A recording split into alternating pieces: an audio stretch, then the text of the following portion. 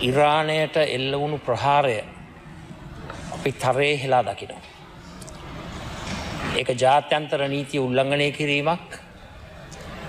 එක්සත් ජාතීන්ගේ ප්‍රඥප්තිය තුළ ආටිකල් 2.4 ඒකෙන් කියනවා ප්‍රහාර එල්ල කිරීම තහනම් කියන එක. ආටිකල් 2.7 ඒ කියන්නේ රටක අභ්‍යන්තර කටයුතු වලට ඇඟිලි ගසන්නට බැරිවීම කියන එක. ඒ වගේම ප්‍රහාරය එල්ල කරන්න පුළුවන් එකම හේතුව හැටියට සඳහන් කරලා තිබෙන්නේ ආටිකල් 51. තමන්ගේ රටේ ආරක්ෂාව උදෙසා self defense.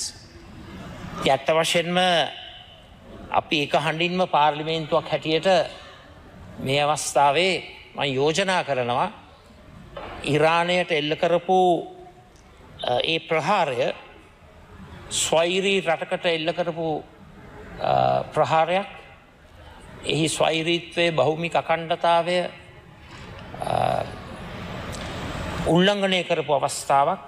ඒ නිසා ඒ ප්‍රහාරය අපි තරයේ හෙලා දකින්නට ඕන මේ පාර්ලිමේන්තුවක් හැටියට.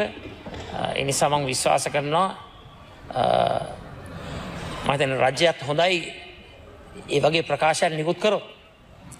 මේක හෙලා දැකලා ඒකට අපි බය වෙන්න හොඳ නැහැ.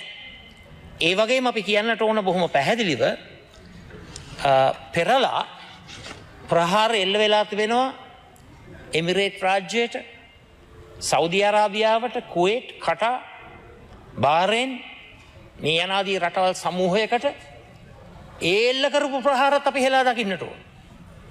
ඉතින් ඇත්ත වශයෙන්ම මේ යුදමය තත්ත්වය තුළ නිර්මාණය වී තිබෙන මේ ව්‍යාකූලත්වය තුළ අපේ රටක් හැටියට පිරිසිදු ශක්තිමත් ස්ථාවරයක සිටිය යුතුයි කියන එක අපි විශ්වාස කරනවා. නිසා පැහැදිලිවම මම යෝජනා කරන පාර්ලිමේන්තුවක් හැටියට අපි බෙදෙන්න යන්නේ නැතුව මේ ස්ථාවරය අපේ රටේ ස්ථාවරය හැටියට ඉදිරිපත් කිරීම වැදගත් කියන කාරණාව.